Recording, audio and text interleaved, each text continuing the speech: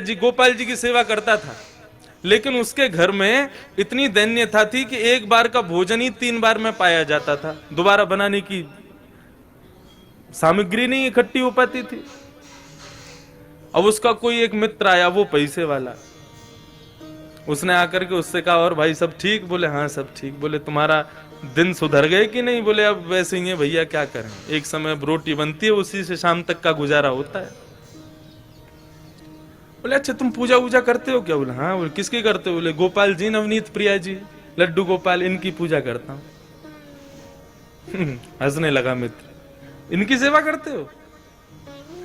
अरे ये भी बेचारे जब इनको पूतना मारने आई ना, स्तनों में विष लगा के, तो ये भी नेत्र बंद करके शंकर जी से मदद मांग रहे थे कि पूतना के स्तन के विष को तुम पी जाओ। अरे जो अपनी रक्षा स्वयं नहीं कर पाते, तुम्हारी रक्षा क्या करेंगे? इनसे बड़े शंकर जी हैं, शंकर जी को ले आओ, तुम उनकी सेवा शुरू कर दो।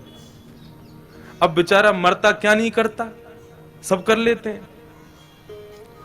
शंकर जी ले आया दूसरे दिन, और नवनीत प्रिया जी, लड्डू गोपाल जी को दूर एक जगह टेबल पे बिठा दिया। बोले तुम्हारी सेवा अब हो गई, तुमने तो कुछ किया नहीं, अब इनकी करेंगे हम।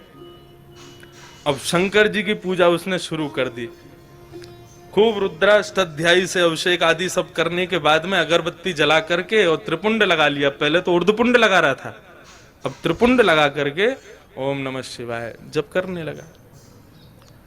अब जैसे ही आंख खोल के देखा तो जो उसने अगरबत्ती जलाई थी उसका धुआं उड़ करके गोपाल जी के पास जा रहा था। अब वो धुआं है, वो तो कहीं भी जा सकता है।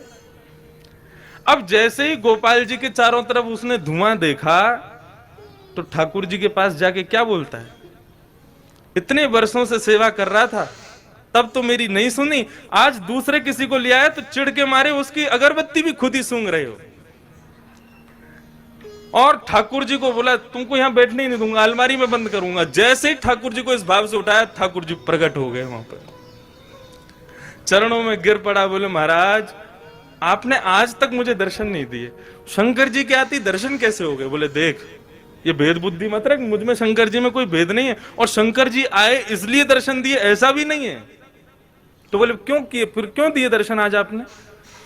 बोले कल तक तुझे ये नहीं लगता था कि मेरी नांग सूंघती भी है, कल तक तुझे ये नहीं लगता था कि मुझे भी जलन हो सकती है, लेकिन आज तेरे भीतर ये भाव आया कि मैं चैतन्य हूं, ये अगरबत्ती मैं भी सूंघ रहा हूं, मुझ में भी एक जलनशीलता आई है, मतलब मैं साधारण मूर्ति नहीं, मैं चैतन्य हूं। जब तेरे हृदय में ये भाव आया तो मैं पीछे क्यों हटूं, मैं भी प्रकट हो गया, मैं भी क्यों मूर्ति तक रहूं? जब तू ही मुझे इतना ऊपर पहुंचा चुका है तो मैं भी प्रकट हो गया। तो ठाकुर जी का दूसरा स्वरूप भागवत कहती है चैतन्य, उनमें सदैव वही भाव रखो, ये चैतन्य है। एक बार को मंदिर में विराज रहे ठाकुर में हमारी चैतन्यता का भाव रहता है कि नहीं ये ठाकुर जी हैं, इनके सामने बेल्ट नहीं पहननी, इनके सामने जींस नहीं पहननी, इनके सामने ऐसे नहीं जाना। लेकिन अपने घर के ठाकुर के सामने भी हम लोगों के अंदर चैतन्यता का भाव तो रहता नहीं।